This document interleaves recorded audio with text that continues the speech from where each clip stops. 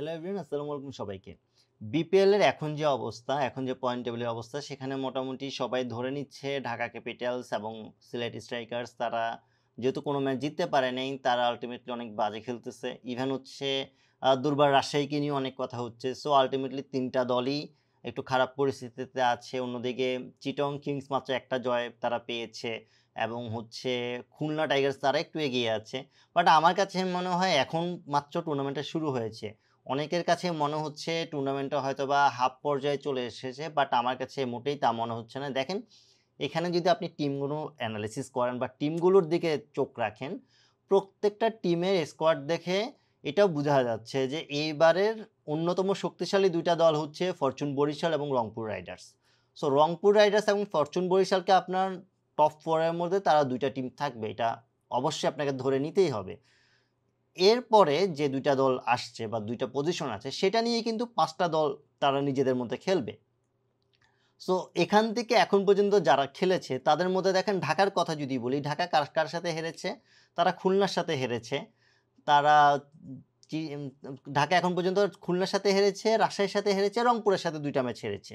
So সে জায়গা থেকে তাদের রংপুরের ২ টা ম্যাচ বাদ দিলে তাদের আল্টিমেটলি ড্যামেজ একমাত্র খুলনারটা। আবার যদি আপনি এভাবে ধরেন, খুলনা যদি আমার ৩ নাম্বার টিমটা হয়, ৪ নাম্বার পজিশনের দাবিদার হচ্ছে কিন্তু আল্টিমেটলি ঢাকা, চিটাগং, সিলেট এবং হচ্ছে রাজশাহী। সো এই ৪ টা টিমের মধ্যে ঢাকা যেহেতু রাজশাহীর সাথে হেরেছে, এখানে রাজশাহী একটু দুর্বল। কারণ রাজশাহীর ব্যাপারটা হচ্ছে তারা যদি বাকি সবার সাথে না জিততে পারে, তাদের কিন্তু আল্টিমেটলি চিটাগংয়ের সাথে একটা ম্যাচ তারা হেরেছে। তাদের চিটাগংয়ের সাথে জিততে হবে। তাদের খুলনাকে যদি আমি বাদ রাখি, সেক্ষেত্রে তাদের সিলেটের সাথে জিততে হবে। সিলেটের সাথে খেলা এখনও তাদের বাকি। সো এইসব কারণে রাজশাহীও একটু আমার কাছে মনে হয় হিসেবে বাইরে চলে যাবে। সো এই জায়গা থেকে ঢাকার একেবারেই নিরাশ হওয়ার কোনো কারণ নেই। আমার মতে তারা এখন পর্যন্ত এমন কোনো বড় ম্যাচ হারে নাই যেটা তাদের সমস্যা হবে। হ্যাঁ, আপনি তাদের রাজশাহীর সাথে হারাটা পচা শামুকে পা কাটার মতোই ধরতে পারেন। বাট আমার কাছে মনে হয় এখনও যদি তারা ফোকাস করে, তারা যদি তাদের খেলায় ফোকাস করে, তাহলে তাদের জন্য যে ব্যাপারটা হবে, তাদের বাকি ম্যাচগুলোতে তাদের জিততে হবে। তাদের বাকি যতগুলো ম্যাচ আসছে সেগুলো যদি তারা জিততে পারে, বরিশালেরটা বাদ দিয়ে তাদের মোটামুটি ১২ পয়েন্ট হয়ে যাবে এবং আমার কাছে মনে হয় ১২ পয়েন্ট হয়ে গেলে পুরো টুর্নামেন্টের যে অবস্থা, ১২ পয়েন্ট হয়ে গেলে টপ 4 এ চলে যেতে পারে।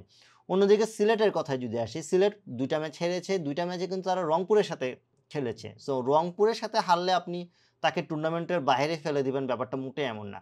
সিলেটের যে পাওয়ার প্যাক, সো এই পাওয়ার প্যাকের সাথে রাজশাহী বিট করা বা ঢাকা বিট করা একটু টাফই হবে। চিটাগংয়ের ক্ষেত্রে দেখা যাবে, চিটাগংয়ে যেহেতু আলিসাল ইসলাম আছে, তার স্পিনটা খুব ভালো কাজে লাগে, সেটা হয়তোবা তাদের ক্ষেত্রে প্লাস পয়েন্ট হবে। কিন্তু আল্টিমেটলি চিটাগংও কিন্তু সিলেটের সমপর্যায়েরই দল। এখন এগুলো আপনি তখনই জাজ করতে পারবেন যখন এদের মধ্যে খেলাগুলো হবে।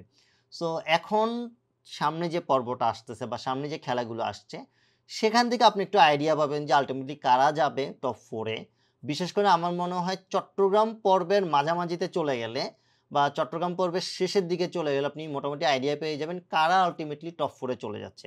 বাট আমার কাছে এখন পর্যন্ত মনে হচ্ছে টপ 4 এ রংপুর, বরিশাল, খুলনা এই ৩ টা দল যাচ্ছে এবং ৪ নাম্বার টিম হিসেবে হয় চিটাগং কিংস অথবা সিলেট স্ট্রাইকার্স। এই ২ টা দলকে আমার মনে হচ্ছে তারা ৪ নাম্বার টিম হিসেবে যাবে।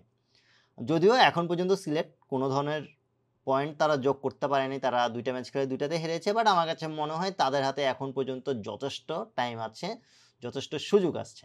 সো সে জায়গা থেকে এটা একটা প্লাস পয়েন্ট। এখন আপনি এখানে সিলেটের আরেকটা ব্যাপার হচ্ছে, সিলেট শুধু ২ টা ম্যাচ হারায়নি, তারা আল্টিমেটলি ৩ টা ম্যাচ হেরেছে। তারা বরিশালের সাথেও হেরেছে। সো বরিশালের থেকেও কিন্তু আল্টিমেটলি আপনার এটা চিন্তা করতে হবে যে বরিশাল টপ 4 এর একটা দল। সো তাকেও আমি হিসাবের বাইরেই রাখবো।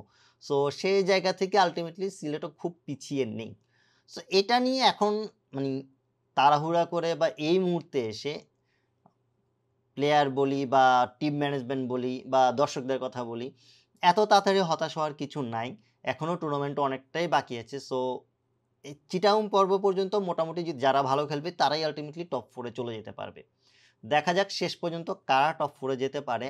আপনার মতে টপ 4 এর ৪ টা দল কি হতে পারে? কারা যেতে পারে? প্লে-অফে কারা খেলতে পারে? অবশ্যই কমেন্ট করে জানাবেন। ভিডিওটি ভালো লাগলে লাইক, কমেন্ট, শেয়ার এবং সাবস্ক্রাইব করে পাশে থাকবেন। আল্লাহ হাফেজ।